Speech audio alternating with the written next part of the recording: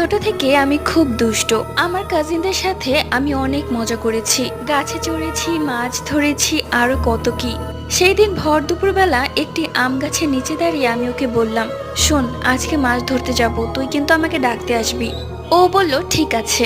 এই বলে ও ওর বাড়িতে চলে গেল আর আমি আমার বাড়িতে চলে গেলাম। ভর সন্ধ্যায় ও আমাকে ডাকতে আসে, কিন্তু আমি ওকে রাতে ডাকতে বলেছিলাম।